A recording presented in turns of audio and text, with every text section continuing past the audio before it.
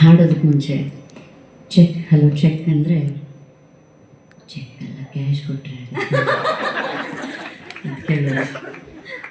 ಹೀಗೆ ಅವ್ರ ಪಕ್ಕ ನಿಂತು ಹಾಡೋದು ಇಟ್ಸ್ ಅ ಟ್ರೀಟ್.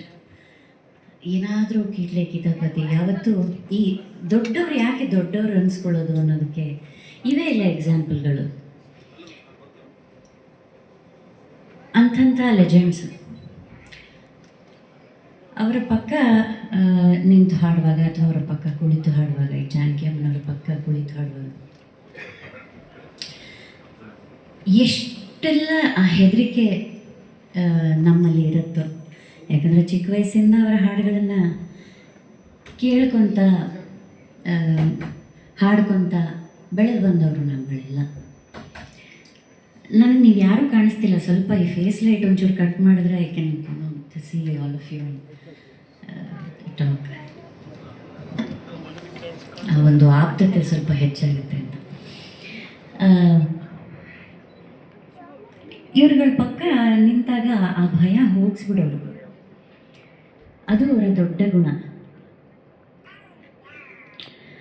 ಇವತ್ತು ತುಂಬ ಸಂಕಟ ಏನಕ್ಕಾಗತ್ತೆ ಅಂದರೆ, ನಾನು ನನ್ನ ಜೀವನ ಇಡೀ ಆರಾಧ್ಯ ದೈವ ಅಂತ ಆರಾಧಿಸ್ಕೊಂಡು ಪೂಜಿಸ್ಕೊಂಡು ಬಂದಂತಹ ಇಬ್ಬರು ವ್ಯಕ್ತಿಗಳು ಇವತ್ತು ಇಲ್ಲ. ವಾಲು ಸರ್ ಇಲ್ಲ, ಜಾನಕಿ ಅಮ್ಮ ಇಲ್ಲ. ಬಾಲು ಸರ್ನಂತೂ ನಾನು ದೊಡ್ಡಪ್ಪ ಅಂತಲೇ ಕರ್ಕೊಂಡು ಬಂದವಳು. ಅವ್ರು ನನ್ನೆಲ್ಲ ಕಡೆನೂ ಮಗಳೇ ಅಂತಲೇ, ನನ್ನ ಮಗಳು ಅಂತಲೇ. ಇವತ್ತು ತುಂಬ ಜನ ಕೇಳ್ತಾರೆ ನನಗೆ ಎಲ್ಲಿ ಹೋದ್ರೂ,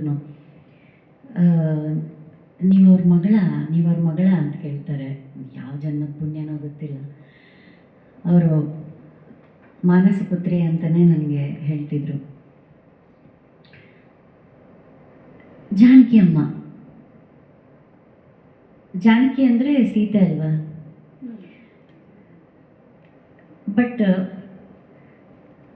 ಅವರು ಸರಸ್ವತಿ ನಮಗೆಲ್ಲರಿಗೂ. ನಾನು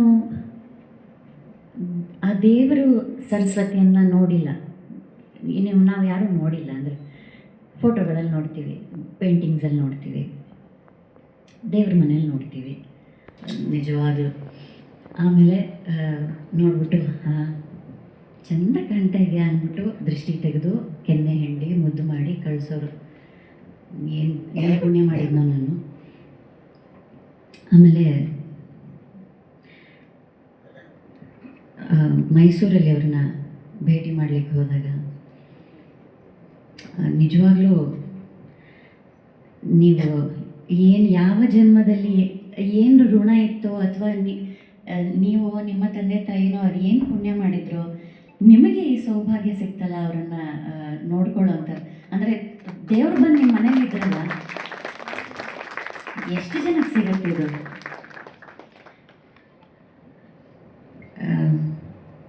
ನನಗೆ ಇದು ನೆನಪಾಗತ್ತೆ, ರಾಮನಿಗೆ ಕೌಸಲ್ಯ, ನಾವು ಪವಡಿಸು ಪರಮಾತ್ಮ. ದೇವ್ರು ಬರ್ತಾರಲ್ಲ, ಅವ್ರ ದೇವ್ರನ್ನ ಇವರು ಎಷ್ಟು ಆರಾಧಿಸ್ತಾರಲ್ಲ, ಅದು ನೆನಪಾಗತ್ತೆ ಜಾನಕಿ ಅಮ್ಮ. ಮತ್ತು ಅದನ್ನು ನಾನು ನೆನೆಸ್ಕೊಂಡಾಗ ಮಕ್ಕಳ ಥರ ನೋಡ್ಕೊಂಡಿದ್ದಾರೆ ರೀ ಇವರು. ನಿಜವಾಗ್ಲೂ ಜೋರ ಚಪ್ಪಾಳೆ ಬರಬೇಕು. ಜಾನಕಿ ಅಮ್ಮ ಅವರು ಮೈಸೂರನ್ನು ಅಷ್ಟು ಪ್ರೀತಿಸಿ ಅಲ್ಲೇ ನೆಲೆಸಿದ್ರು ಕೊನೆಗೆ. ನೋಡಿ, ಋಣ ಅಂದರೆ ಇದೇನೆ. ಎಲ್ಲೂ ಹುಟ್ಟಿದ್ದು ಅವರ ಕಾರ್ಯಕ್ಷೇತ್ರ ಇಡೀ ಭಾರತ, ಇಂಟರ್ನ್ಯಾಷನಲ್ ಲೆವೆಲಲ್ಲಿ ಎಷ್ಟೋ ಭಾಷೆಗಳಲ್ಲಿ ಸಾವಿರಾರು ಹಾಡುಗಳು. ಬಟ್ ಮಣ್ಣಿನ ಋಣ ಎಲ್ಲಿತ್ತು? ನಮ್ಮ ಮೈಸೂರಲ್ಲಿತ್ತು, ನಮ್ಮ ಕರ್ನಾಟಕದಲ್ಲಿತ್ತು. ಬಹುಶಃ ಇವರಿಗೆ ಯಾವುದೋ ಜನ್ಮದಲ್ಲಿ ಏನೋ ಋಣ ಇದ್ದು ಆ ಋಣವನ್ನು ಇವರು ಅಮ್ಮನಿಗೆ ಸೇವೆ ಮಾಡಿ ಇವರು ಋಣ ತೀರಿಸ್ಕೊಂಡ್ರು ಅನಿಸುತ್ತೆ. ಇನ್ನೊಂದು ಥರ ನೋಡೋದಾದರೆ ಅವರು ಏನೋ ಇತ್ತೋ ಏನೋ, ಅವರು ಬಂದು ಇವ್ರ ಮನೆಯಲ್ಲಿದ್ದರು, ಇವರ ಸೇವೆಯನ್ನು ಸ್ವೀಕರಿಸಿದ್ರು. ಇದೆಲ್ಲ ನಮ್ಮ ಊಹೆಗೆ ಮೀರಿದ್ದು ಅಂತ ನನಗನ್ಸುತ್ತೆ. ಅಲ್ಲಿ ಹಾಡಲಿಕ್ಕೆ ಅಮ್ಮನ ನೋಡಲಿಕ್ಕೆ ಅಂತ ಹೋದಾಗ ಕೆಲವರ ಹತ್ರ ಕೂತ್ರೆ ಮಾತು ಬರಲ್ಲ, ಬಾಯಿ ಬರಲ್ಲ, ಒಂಥರ ಸ್ತಂಭೀಭೂತರಾಗ್ಬಿಡ್ತೀವಿ ನಾವು. ಹಾಗೆ ಆಗ್ಬಿಟ್ಟಿತ್ತು. ನಾನು ಸುಧಾರಾಣಿಯವರು ಹೋಗಿದ್ವಿ. ಆಮೇಲೆ ಅವ್ರು ಬಹುದೊಡ್ಡ ಪುಣ್ಯ ಅಂತ ಭಾವಿಸ್ತೀನಿ. ಮತ್ತೆ ಈ ಮಹಾನುಭಾವರೆಲ್ಲ ಕರ್ನಾಟಕದಲ್ಲಿ ಹುಟ್ಟಿ ಬರಲಿ, ಗಾಯಕರಾಗೇ ಹುಟ್ಟಿ ಬರಲಿ, ಮತ್ತೆ ಅವರ ಹಾಡುಗಳನ್ನು ಕೇಳುವಂತಹ ಸೌಭಾಗ್ಯ ನಮಗೆ ಸಿಗಲಿ. ಅವರು ಅವ್ರ ಹಾಡುಗಳ ಮೂಲಕ ಅಫ್ಕೋರ್ಸ್ ಭೂಮಿ ಇರೋವರೆಗೂ ಇರ್ತಾರೆ, ಬಟ್ ಆ ಹೃದಯದಲ್ಲಿ ಒಂದು ವಾಯ್ಡ್ ಕ್ರಿಯೇಟ್ ಆಗುತ್ತಲ್ಲ, ಅದನ್ನು ತುಂಬಿಸೋದಕ್ಕಾಗಲ್ಲ ರೀ. ಸೊ ನನಗೆ ಹೇಗೆ ಅನ್ನಿಸ್ತಾ ಇರುವಾಗ ನಿಮಗಿನ್ನು ಹೇಗೆ ಅನ್ನಿಸ್ತಾ ಇರ್ಬೋದು. ಇವರ ಆಶೀರ್ವಾದ ನಮ್ಮೆಲ್ಲರ ಮೇಲೆ ಸದಾ ಇರಲಿ ಅಂತ ಬೇಡ್ಕೊಳ್ತೀನಿ. ಎಲ್ಲ ಕಲಾವಿದ್ರ ಮೇಲೆ ಇರಲಿ. ಇವತ್ತು ಎಷ್ಟು ಚೆನ್ನಾಗಿ ಹಾಡಿದ್ರು ಎಲ್ಲರ ಹೆಸರನ್ನು ನಾನು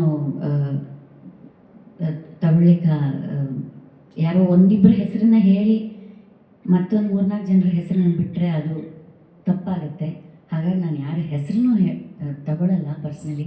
ಬಟ್ ಪ್ರತಿಯೊಬ್ಬರು ತುಂಬ ಚೆನ್ನಾಗಿ ಹಾಡಿದ್ರು.